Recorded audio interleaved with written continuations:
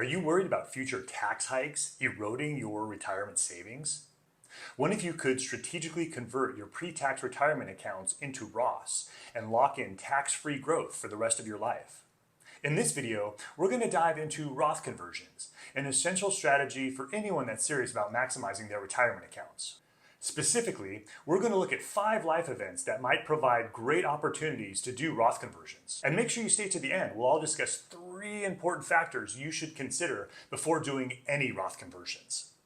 Hi, my name is JP Geisbauer, founder of Centerpoint Financial Management.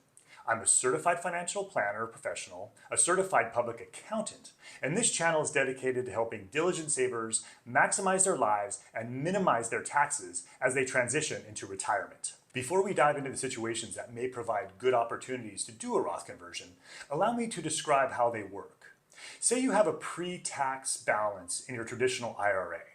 A pre-tax balance simply means that you were able to claim a tax deduction in the year in which you funded the account. By making this pre-tax contribution, you are going to be taxed when the money comes out. During a Roth conversion, funds are moved from the pre-tax account to an after-tax Roth account. Ideally, this would occur via a trustee-to-trustee transfer, where the balances are essentially transferred from one custodian to the other without you ever taking custody of the funds. For income tax purposes, you will recognize ordinary income on the amount of the conversion and have to pay the related income tax on that amount. However, once the funds are in the Roth account, they're allowed to grow tax-free. Additionally, any withdrawals are considered tax-free as well, as long as you're over 59.5 and the account's been opened at least 5 years. Finally, there are no RMDs required for a Roth IRA for the original account holder. These 3 aspects of the Roth account make them an incredibly valuable retirement planning tool. So now that we generally understand the mechanics of a Roth conversion, what are some life situations that may provide a good opportunity to actually do a Roth conversion? Number 1, a low income tax year. Having a year in which you have abnormally low income could provide a great opportunity to do a Roth conversion. Now, some of these events may be unplanned, which may make a Roth conversion a little more difficult. For example, if you lost your job, or if you're a business owner and you had a really difficult year. While these lower earning years do provide a great opportunity to do it, they might be difficult to plan around. However, there are certain situations where you can plan around a low income tax year. Say, for example, you want to take some time off from work to either travel or get an advanced degree or just take some time off, take a sabbatical, take a rest. You can use that lower earning year to do a Roth conversion.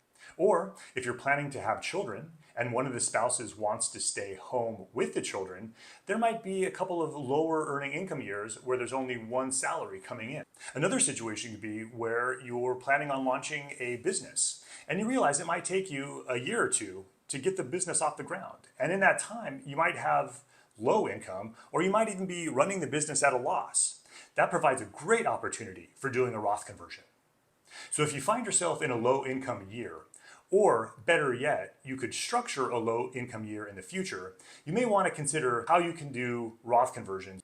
Number 2, delaying Social Security. Now, I've done a video on the benefits of delaying Social Security. I'll put a link to that video in the description below. You are able to claim Social Security between the ages of 62 and 70. And the longer you wait to claim Social Security, the higher your benefit will be. In the years that you're waiting to claim Social Security, you might be in a lower tax bracket. And being in this lower tax bracket might provide a great opportunity for doing a Roth conversion. Number 3, between the time you retire and when you're forced to take required minimum distributions. I've done a video on how to reduce your required minimum distributions, so I'll put a link to that in the description below. This is a similar concept to number 2 above, in the fact that you're going to have a period of time between when you retire and when you're going to be forced to take required minimum distributions. During that time, it's likely you'll be in a lower income tax year. So make sure you take advantage of the years between when you retire and when you're forced to take RMDs, because there could be some lower earning years, which provides a great opportunity to do a Roth conversion. Number 4, during a market correction.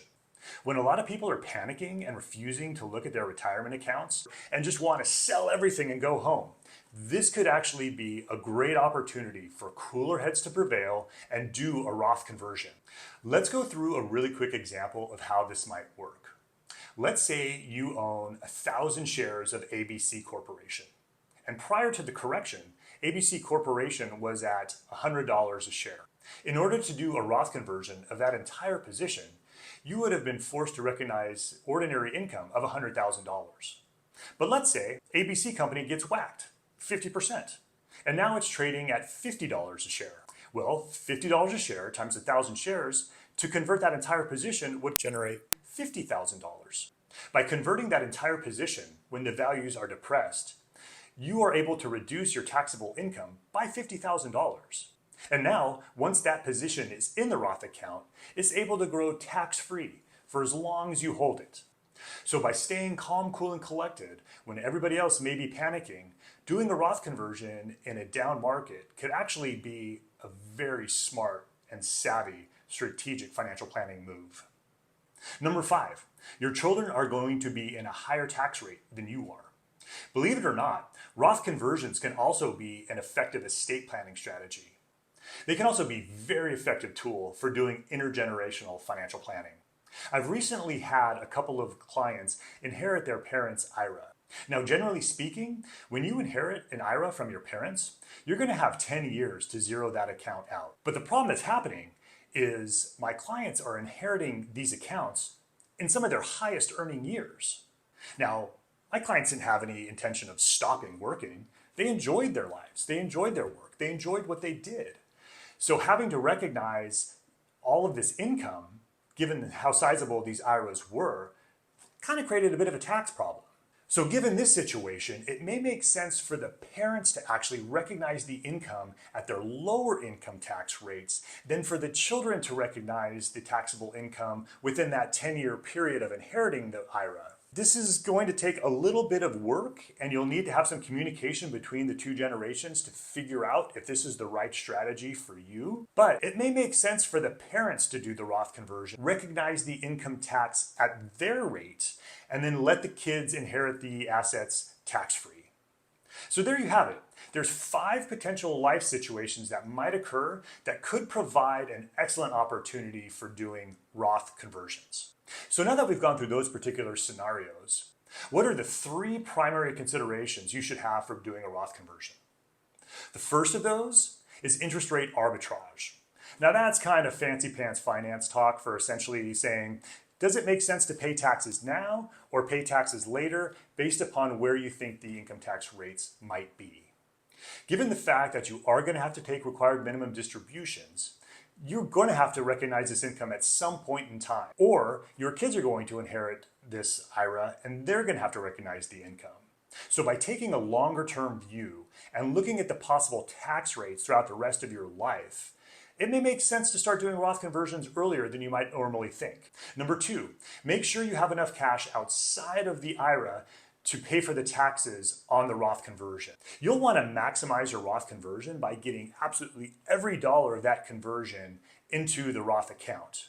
Now, in order to do that, you're going to have cash outside of the traditional IRA to pay for the taxes to do the conversion.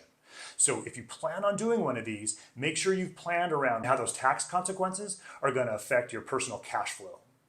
Number 3, this isn't an all or nothing strategy. You'll want to look at this on an annual basis, probably with your CPA or your financial planner, and really kind of see if doing Roth conversions makes sense. Again, you don't have to necessarily do all of the account or most of the account. Heck, you don't have to do them at all if they don't make sense. But if you start actively looking at your tax rates and beginning to see your lifetime tax bill, your perspective may change. You may start to realize that doing Roth conversions during these life events that I previously mentioned could actually save you and your beneficiaries taxes throughout their lives. So again, don't think of this as you've got to do everything. This can be effective through small conversions or big conversions, as long as you're consistent over time and as long as this is part of your overarching retirement plan strategy. So that concludes this video for today. Thank you for watching. If you enjoyed this content, please hit like or subscribe below. Thanks again for watching, and I'll see you next time.